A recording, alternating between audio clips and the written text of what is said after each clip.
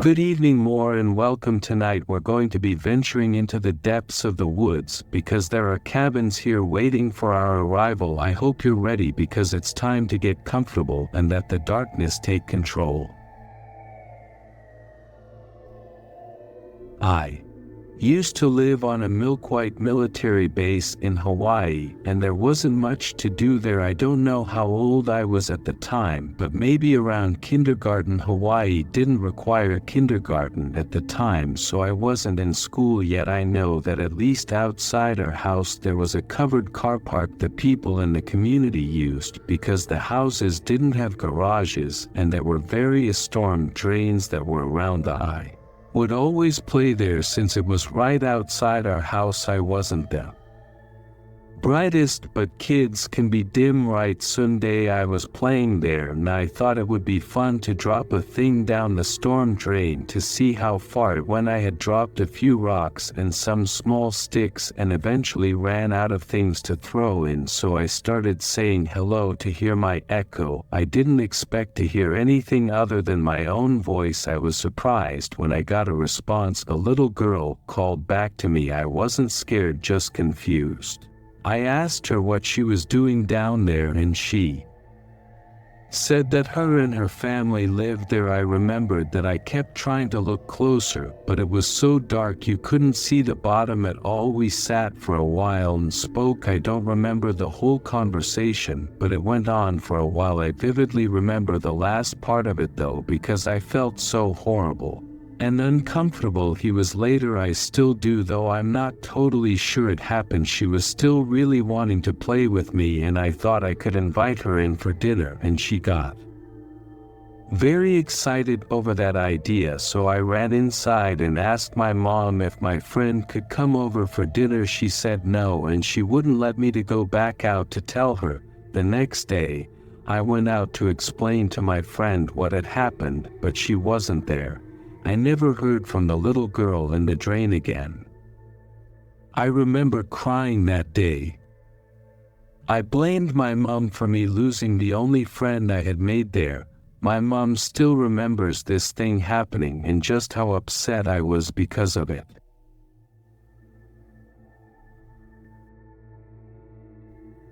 Story by Adam Milanovich. As a kid, I would get into heaps of adventure, mainly when my mates and myself would bunk school and decide that our time was better used by finding new places to explore rather than learning in a controlled atmosphere. I'm Australian, and one of our favorite places to explore was a place called White Bay Power Station, which was a coal-powered we-explored station that closed its doors on Christmas Day 1983. Between 97 and 2000, so the decay had well and truly set in by this time. On a side note, films such as The Matrix Reloaded and Mission Impossible had parts filmed here. Anyway, this place was absolutely huge. It had all of the usual abandoned adornments such as graffiti and satanic signs and messages scrawled over the walls. There was also a time we went and found a freshly dead pigeon which had a noose around its neck. It was multi-leveled. The exact number of levels were too hard to determine, because it would all depend on which flight of stairs you took. Which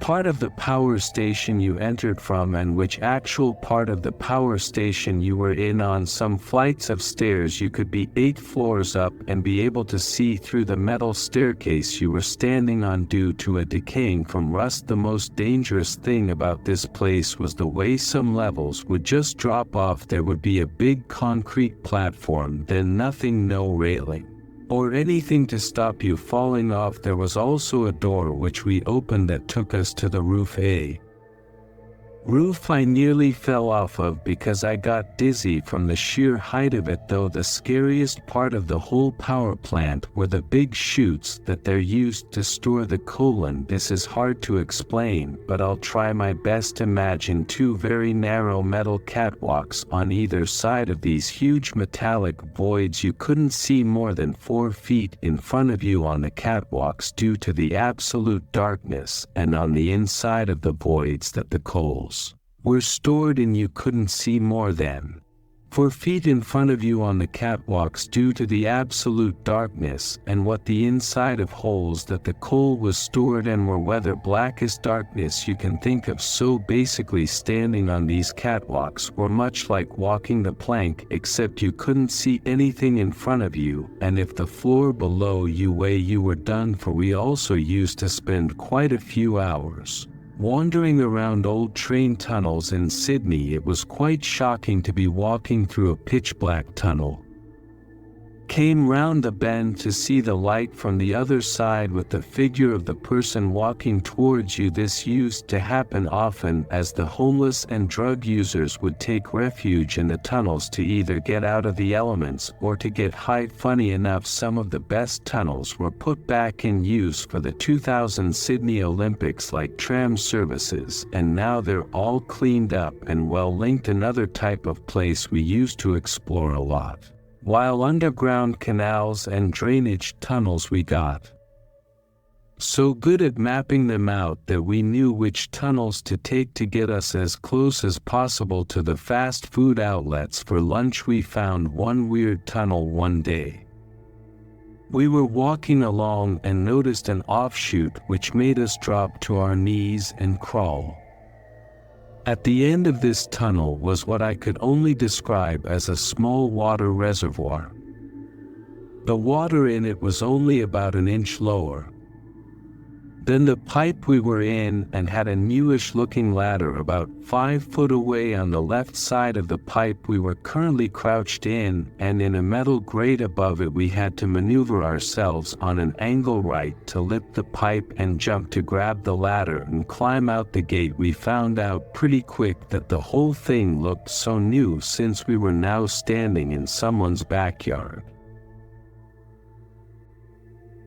One of the weirdest things that ever happened to me was one time when I was newly married around 1987. I took my wife's brother and 3 nephews camping in a cave. It was located in Highway 17 near Waynesville, Missouri, near the Gasconade River. That's not too far from Fort Leonard Wood. This is a huge cave and can be seen from the highway. Directly on the other side of the highway was the Robidoux River. It ran along the highway and dumps right there into the Gasconade River. The cave has 2 large openings. The bigger one has a stream running out. The smaller one to the left has a high dry level place where we can all set up camp, big enough for all 5 of us. A core member if it was like the first or second night, but it was around 11 o'clock and we heard what sounded like a semi-truck crossing the Gasconade River bridge, and all of a sudden we heard a horrendous crash, like metal bending and trees crashing, and it all grew silent, and we could hear what sounded like pieces of metal still sliding and clinging down the road, and then silence. We would jumped up and ran down there, and we found absolutely nothing. No wreckage, no broken trees, nothing. That was one of the most baffling things a tower witnessed. I don't remember seeing any lights, but there were quite a few green trees between us and the highway. I tried to do a search on the net to see if any brick matched what all 5 of us had heard, but I didn't have a clue how to go about it. It must have been some kind of phantom rank. One of my favorite pastimes used to be exploring abandoned and old mines, mostly for the hell of it, but sometimes you would stumble upon some sort of mineral debris that you could bring back home as a trophy. I went with friends and I went alone. It was an obsession for a long time, that is, until the following event. I always used to dedicate my Saturday afternoons spent exploring abandoned mines. Once I knew where they were, there used to be a website that I was fairly active in where people would share where they had found abandoned mines and potential routes for trying to explore them. I always had a lot of fun and rarely ever bumped into anyone doing the same thing I was when I was doing it. We built up quite a little fun online community, and one day I'm challenged by someone I knew online to check out this particular cave. It was a cave/abandoned mine. It seemed to be quite old, dating back to the mid-1800s. They were of course searching for some mineral, and I don't know whether they found it or not, point being that it was apparently scary but structurally rather safe. So after doing a little bit more research, I waited for the opportune moment, i.e. a Saturday afternoon, and went on my merry way. When I reached the structure itself, which was very remote and took over a 2-hour drive to arrive, I was pleasantly surprised it was indeed very well preserved and I could park my vehicle there with ease, which is something that you'll find is often more challenging than you may expect. I donned my usual gear and stepped inside with my flashlight on. I started looking around, taking in the scene, the sight, the smells, and having my camera at the ready. I made sure from my own point of view that it was structurally sound, and I began making my way, and this was always the best part, leaving behind any light and stepping into a realm of darkness. It was like being consumed whole. It didn't take a few steps before it became eerily dark and the smell of damp penetrated my they loved to explore, with nostrils flared with clearly obvious excitement. I wasn't exactly the first person here either. Loads of graffitis and carved masters had been here and etched their names and logos onto every corner of the wall. This is fairly common though. While exploring you'll find this pretty early on, but when you get to the true darkness is when people tend to shy away. The further in you go, the less artwork you see. So, I carried on going, and I took all of the surroundings into my vision and reached a part my friend has taught me about. It was a very narrow tunnel. It was almost like one of those moving walls you see in Lovecraft, or perhaps a better way to describe it, trying to move through two slices of almost touching bread. I don't know why they designed the tunnel this way. Surely they had a good reason. Perhaps there were some objects that they simply couldn't pass. So I shimmied my way across, flashlights at the ready, and carried on into the darkness. There were many twists and turns, and all of it fun. I also need to point out that I use a red chalk in order to mark the manner in which I never forget by where I've been and can always get back on track by through the red. It also helps that I draw arrows with my lines. As I'm moving along I hear something in the distance, what sounds like water, which isn't an uncommon thing, but the sound of water is something else, as it means that there's a drip, which can mean structural instability in some places.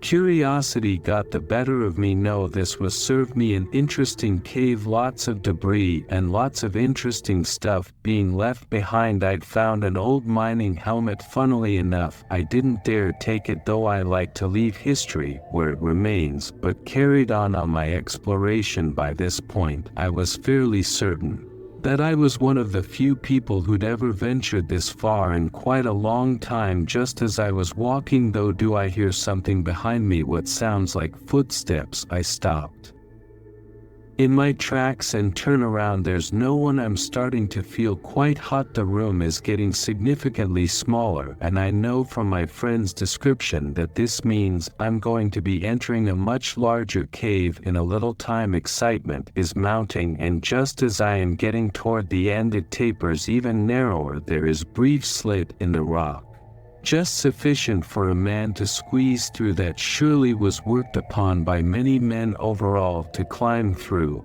So I look out.